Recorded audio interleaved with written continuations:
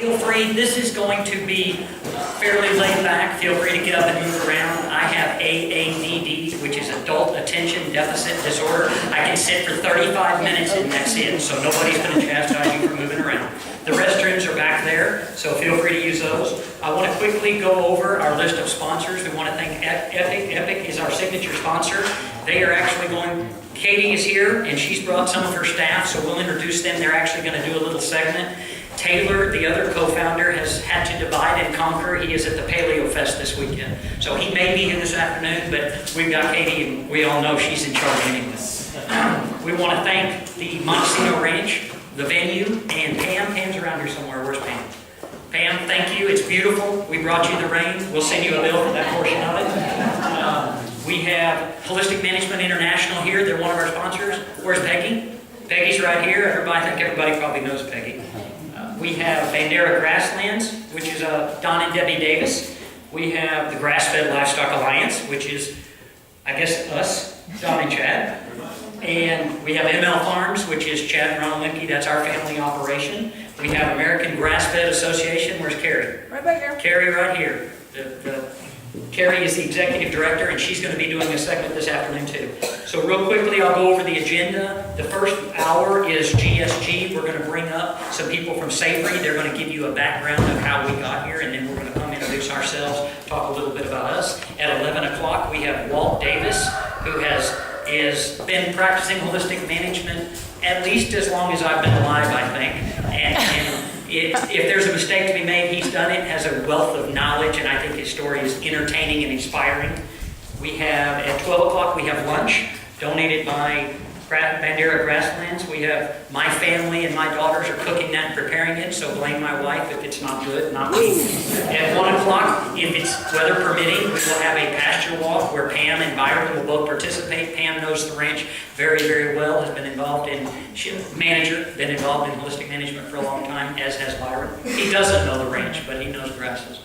At 1:30, we'll have Carrie Balkin with the AGA. At 2 o'clock, we will have Epic, Katie, and hopefully Taylor. At 2:30, we will have Richard Teague from Texas A&M. He is very intelligent from Texas A&M. I'll leave it at that. And at 3 o'clock, we will have Alan's prepared webcast, and then at about 4 o'clock, we will Skype him in. Where is Alan? Is he in Africa, or is... He just got back from New Mexico. Okay, just got back from New Mexico, so he's probably still sleeping in, but we will have him on the live screen. Some of the earlier renditions of the agenda had him actually coming. We apologize. He was not able to do that, so we changed that as soon as we could, but we've done the second best thing, which is the use of technology. So he probably appreciates that, and once he's done, he can turn us off and have a toddy and a nap. Pretty close to the same. No one was going to interrupt. That's right. That's right. And now you can. So we appreciate you coming again. Feel free to get up and move around. At this time, I'm going to introduce Tre Cates, who is the COO, CFO of Savory Institute. He's going to tell us a little bit about what the Savory Institute is, what its mission, where they've come from. He's going to talk about the Savory network of hubs, which is what we are, which is the Texas Hub. A little bit about the hub certification process and the demo site, and then Ron and I will come back up and introduce the GSG staff. So with that, Tre, if you'll come on up and take over.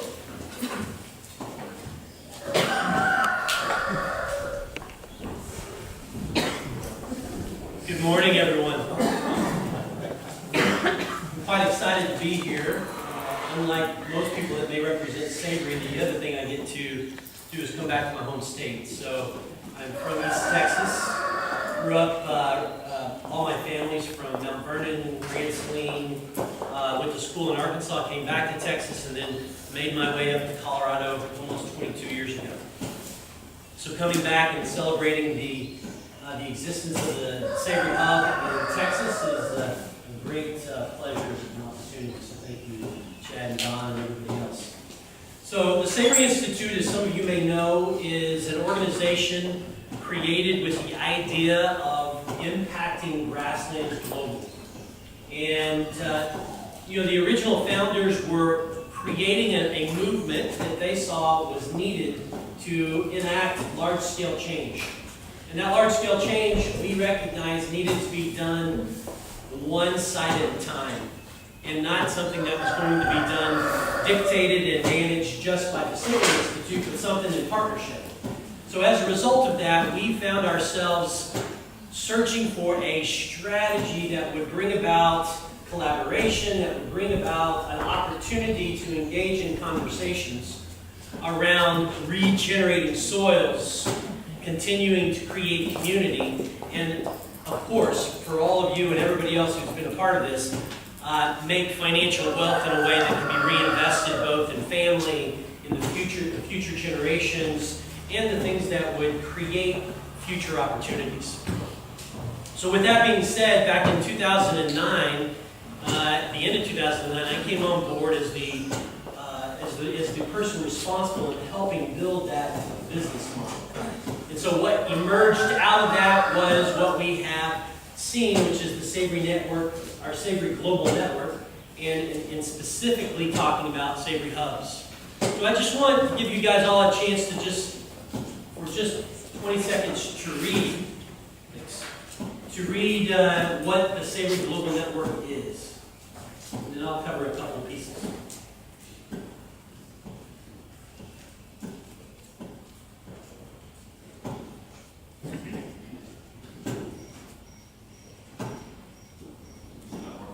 It is working, but I'm letting them read it.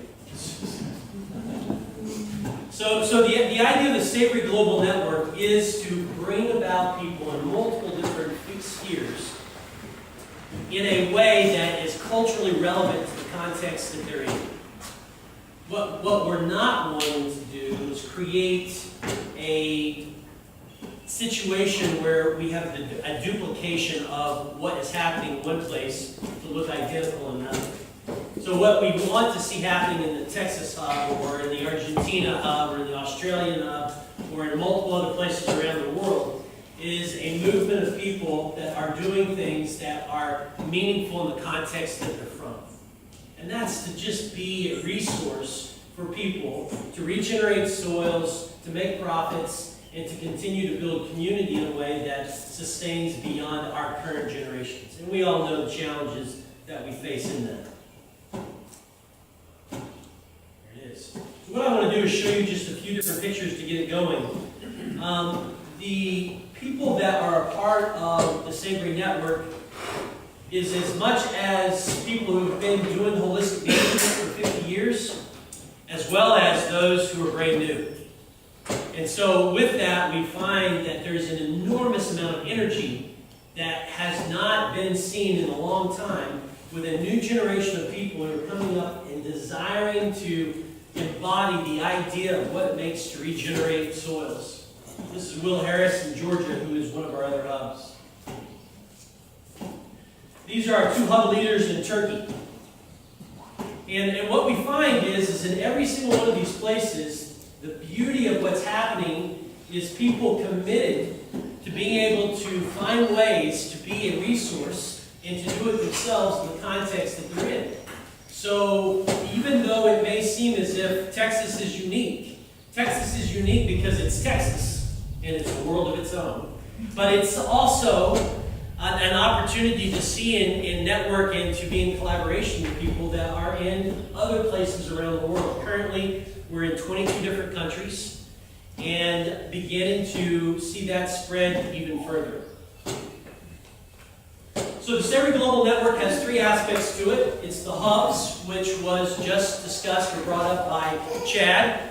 And that is organizations that are taking it upon themselves to both demonstrate what holistic management looks like in the context of the areas or the regions that they're in addition to being a resource for producers, for government, for landowners to embrace and practice or implement holistic management in the region that they're in.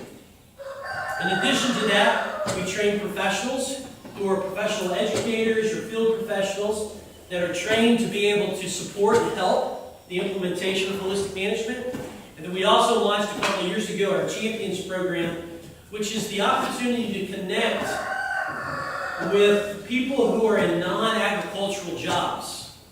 So teachers, lawyers, accountants, professionals, people who are in technology that are desiring to make choices that support farms, support ranchers in the context that they're in. And that's been a real meaningful expansion of what the Savory Network is doing. So in particular, what we love about the hub model is that it has to have a flavor of what it means to be in Texas, right? And so the idea that what Chad and Don are doing and the team in bringing this together is a reflection of who they are and what makes sense in the context of being in this region. And so holistic management really is trying to understand what it looks like in a specific region for your specific cause. So we see that these leaders that are in these areas are locally leading, entrepreneurial, really actively planning and participating in the lives of the people that they live with, that are in community with. This is just a map of all the different places that we have these hubs around the world. This is one of the sons of Moses, who is one of our accredited professionals as a Maasai in the Mara in Kenya. And that was the cattle that he was out managing as a part of his daily activities. And that's the beauty of seeing this kind of new generation coming up that recognize there is a rhythm that needs to exist between animals, between land, and people. And we recognize that intimately. And want to be able to make sure that what we do as we continue to support these movements is to not separate them. So the idea that Alan came up many, many years ago of what it means for management to be holistic means we need to incorporate all those things. Because we want new generations to embrace this, run with this, and to be an example of what it can be for the future. So we're providing all kinds of different services through these hubs. And from just continuing to provide management services to support, implementation support, research, monitoring, and then just ongoing opportunities for hubs to help put producers in contact with markets, which is becoming a really big opportunity in the future. And EPIC will be a great example of talking more about that. Now, some of you guys have been a part of a ranch or have been in the industry for a long time, and you're in a place in your life where you want to coach, teach, or be a resource to somebody else. This is the opportunity for you to do that. We continue to help individuals, in addition to organizations, position themselves to be a resource in partnership with hubs around the world. And that's been great. We've seen this grow pretty substantially. Right now, I think globally we have about 120 accredited professionals now that have gone through training, that are now that are recognized by the Savory Institute, in essence certified, to be able to go out there and be used by producers or governments in places to implement holistic management and this regenerative agriculture.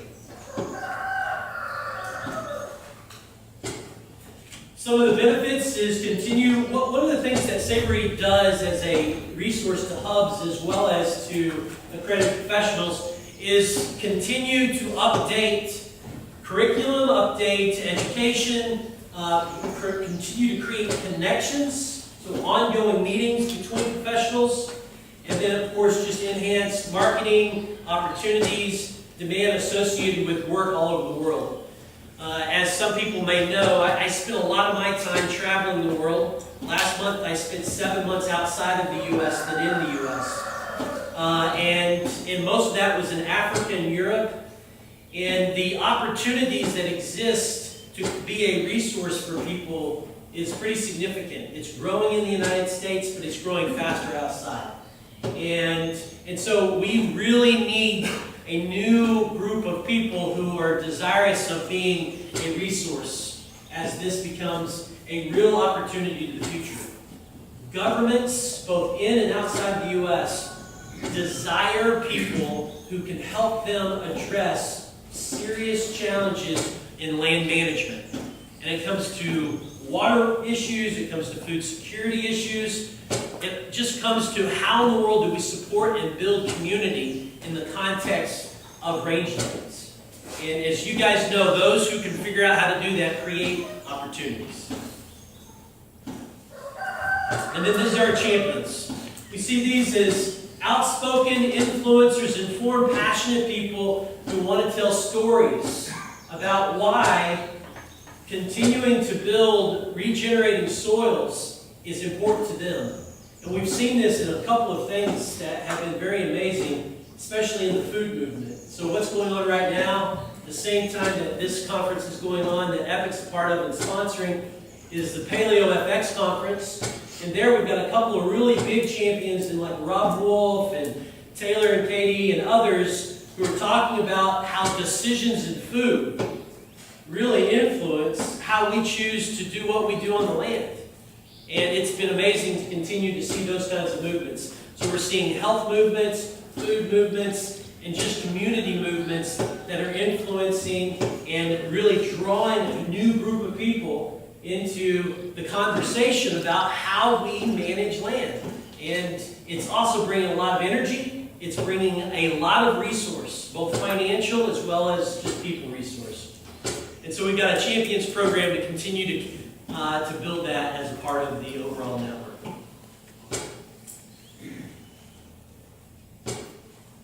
So if you're interested in any of those things, obviously you can talk to Chad and Don. I want to end with just a few pictures, just as I began, of different people who are doing this around the world. This is in Spain. This is in Chile. This is in Argentina. Again, in Chile and Argentina.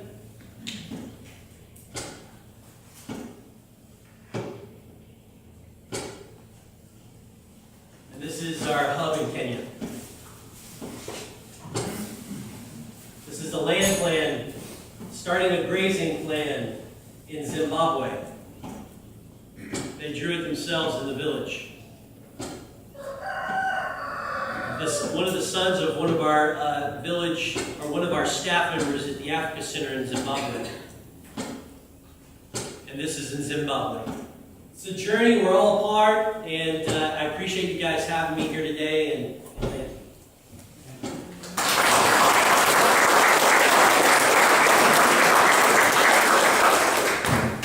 Thank you, Trey. We appreciate that. So that gives you a little bit of an outline of what's going on with the Savory Institute and why we're here. We are the Grass-Fed Sustainability Group. We have decided to join forces with these people throughout the world, which is kind of interesting because as Texans, we kind of think that our world ends at our borders, which it does, but there's a lot of other things that actually occur outside. So one of the interesting things on our journey is being able to meet some of these people and see that the challenges that we face here, we think are totally unique. And they are unique until you talk to somebody in another ecoregion, and their challenges are unique too. So every environment, every climate has its challenges. While Don is working on the electronic items, I will ask for Debbie and Rana to come on up. I'm going to talk a little bit about why we formed the GSG, and then I'm going to introduce and give a brief bio on each of us. So the GSG was formed by the four of us, Don and Debbie Davis, and Chad and Rana Linke. We have been looking for a venue to share the things we've learned over the years, the trials, the tribulations, as I like to say, the mistakes with zeros on the end, because we've made a lot of them, and to provide a teaching and collaboration platform within the Southwest. Texas being our primary, our hope is that there will be other hubs that will open up in the other states, and eventually each state will have its own hub, and we can take this sustainability and regenerative agriculture to the whole new level and make farmers, ranchers, producers profitable. Because one of the things that I heard when we were starting out was, you can't make a living in agriculture. And it was usually from the people making a living in agriculture that said that. So we've got to create new and different ways. So our mission, and I'm just going to read this. This is what we had for our original mission on our website. Grass-Fed Sustainability Group's holistic goal is to create a financially viable organization that teaches holistic management practices to landowners, managers, and producers throughout the Southwest United States, thereby improving grasslands of the region and creating a better and more sustainable future for all of those involved. Parts of a whole are intimately connected. Teaching others to understand and apply this philosophy to all aspects of their lives will allow us to live prosperously and profitably while improving the world we live in. Through our relationships with our producers in our region and our past successes and failures in building and operating grass-fed related businesses, we believe we are in a unique position to assist others in becoming successful owners, managers, and producers under the framework of holistic management. So, to give you a little bit of background, for me, I'm a fifth-generation farmer and rancher in Central Texas. Our demo site, which is the ranch we also live in, has been in my family since 1895, which for some is a very, very long time, but for some, that's not long. A lot of people go back to Spanish grains, but I'm also the production manager for the Grass-Fed Livestock Alliance, helping to manage the day-to-day operations of the group and assisting its members in producing top-quality American grass-fed beef. I'm on the board of the directors with the AGA, which Carrie will be talking about in a little while. My history is I spent about 20 years in the commercial landscape and nursery business in San Antonio. I was a partner in a commercial landscape firm, fairly large, and when Malcolm Beck was developing Gardenville and a lot of his processes for organic gardening in that area in the early 80s, we implemented a lot of those on our properties. So we were growing grass biologically, but we were cutting it with mechanical means. So the transition for me was figuring out the animal in. I can grow grass on this floor, but learning the animal in was a transition for me. And so we moved back in the early 2000s. We now farm and ranch in Mason, McCullough, and Menard counties. We have multiple locations. We have a few employees that help us with that. We raise grass-fed cattle, sheep, goats, pigs, and a few chickens. Chickens aren't profitable and they're a pain, but you can hear them in the background. We do a lot of non-traditional methods. We are not certified organic. There are times that we use chemicals on our operation, but it's very, very targeted. We try to minimize that as much as possible. We use mob grazing, biologicals, compost tea, cover crops, no tilling, and what I tell people is, since I didn't grow up truly farming and ranching, I grew up in the landscape industry, there's nothing I won't try. So if Walt tells me to do it, I do it and see if it works. This is my wife, Rana. She's a full-time mother. We have 4 daughters. She's a full-time homesteader, part-time ranch hand, and part-time nutrition associate. She grew up in Floresville in a farming and ranching family southwest of San Antonio. From an early age, she assisted with the day-to-day operation of the cattle and horses. She left the farm after high school because, as with a lot of us, we were told we couldn't make a living in agriculture. So she went to San Antonio and worked in the residential and commercial real estate for a few years. She spent when we moved back to Mason in the early 2000s, we all gave up our regular paychecks. So she spent the next decade or so building a homestead and helping me get the operation back up and running. It had been just a traditional cow-calf. We had a manager, didn't do much farming, sold everything at auction. We had been looking for a better way, and we found it. She's my right-hand woman. If I need her, she's there. We usually only holler help when the crap jobs go wrong, so that's when she gets involved. She handles all of the ranch's holistic management paperwork and charting, which I hate to do. No offense to all the HMI. Wonderful, wonderful, but I don't like doing the charts, but I have learned over the last 2 years of us getting back involved that it is very, very important. So one of my paradigms that I thought would never change yet changed again. She is also our accredited professional and soon to be our hub verifier for the Land to Market program, ecological verification outcome, which Tre's going to talk about here in just a little bit. And she also works part-time for a nutritionist and naturopathic doctor in Mason that also carries our local grass-fed products. So we partner with them. And she assists those clients with their nutritional consultations and diet, vitamins, and mineral supplementation. Don Davis, born in Austin, Texas. I put a long, long time ago. Don received his associate's degree in photography from Colorado Mountain College in Glenwood Springs back in the 70s. He has a Bachelor of Photographic Art and Science from Rochester Institute of Technology in 78 and a Master of Architecture degree from University of Texas in Austin in 1987. Don and his wife Debbie moved to the ranch in 99, correct? Yep. And they began managing their operation at that time holistically. They raised Texas Longhorns. Don and Debbie started the Grass-Fed Livestock Alliance in 2006 to provide a fair and sustainable market for family farms and ranches that put their care, labor, and reputation into the quality of meats they raise. The GLA provides grass-fed beef to Whole Foods in Texas, Louisiana, Oklahoma, and Arkansas. and does a very good job, I might say. Don has done extensive research on sustainable grass-based beef production and in developing an annual forage cycle for grass-fed cattle. He's the Vice President of the American Grass-Fed Association, a national advocate for grass-fed producers. I hope you all are a member or will become a member after today. Very simple and very beneficial to American grass-fed producers. And chairs the AGA Grass-Fed Certification Committee. He's past president in the Texas Cattlemen's Longhorn Registry. He was active in the formation of the Cattlemen's Texas Longhorn Beef Cooperative and participated in the co-op's marketing and feasibility studies, feed trials, and carcass evaluations. 2005, he was instrumental in organizing the Cattlemen's Texas Longhorn Conservancy, which is a 501c3 charitable organization devoted to preservation of Texas Longhorn through education and scientific research. He's a busy guy and certainly has a lot of knowledge in alternative agriculture. Debbie, his lovely wife, after earning a Bachelor of Fine Arts degree from the University of Texas at Austin in 1983, Debbie continued her education with undergraduate courses in animal science at Southwest Texas State University. After her university days, Debbie worked with rehabilitating injured and orphaned wild animals with Wildlife Rescue, was chairman of Artists Reservations with the Women's Art Guild of Laguna Gloria Museum, and spent time working at a docent in area museums in Austin and at the Austin Nature and Science Center. She began raising longhorn cattle in 1991, is that correct? In addition to taking care of Don, she is now a full-time rancher, manages a grass-fed longhorn beef marketing company called Bandera Grasslands, which you will be partaking of today at lunch. She has studied, is very well versed in homeopathy and herbology, and using these principles in day-to-day management of their livestock operation in Tarpley. Debbie was introduced to holistic management in 1999 when they moved to the ranch. Establishing and discovering their holistic goals helped the Davises to manage their resources to benefit the soil and systems under their influence, working with nature to realize desired outcomes, and furthering their understanding of the holistic axiom. Axiom's a big word. I didn't write that part. Debbie served on HMI Texas back in the mid-2000s and then hosted numerous field days at both their Tarpley and their Austin ranch.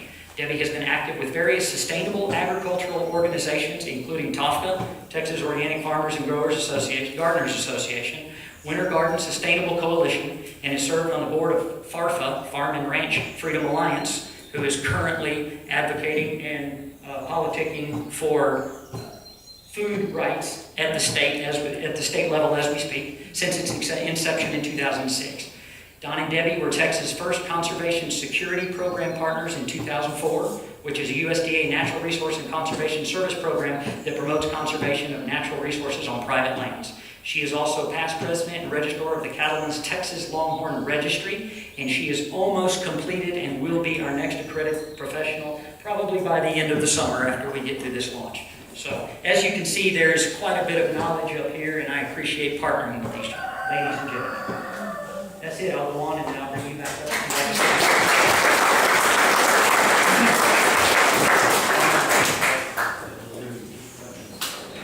Let me get through this. All right, I'm going to give you a brief overview because most of y'all are familiar with holistic management, but I know we have a few new people who haven't met, and we really appreciate you coming.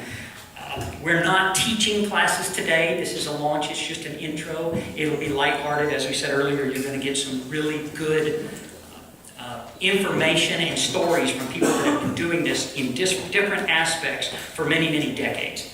So there will be classes and field days, etc. down the road. We will have some field days at our hub area, but today we appreciate you coming. Holistic management is a process of decision-making and planning that gives people the insights and management tools needed to understand nature, resulting in better, more informed decisions that balance key social, environmental, and financial considerations. In the context of ecological restoration of grasslands worldwide, managers implement holistic planned grazing to properly manage livestock, mimicking the predator-prey relationship in which these environments evolved. It looks at the whole rather than pieces and parts. As Tre indicated, part of the criterion for becoming a Texas Savory hub was that we have a demo site dedicated to full holistic management implementation, including all of the tenets of holistic management, holistic financial planning, holistic land planning, holistic planned grazing, which is charts, holistic policy development, and working with researchers for research orientation. This site is our home ranch in Mason, where we plan, monitor, control, and replan. While we are still developing our long-term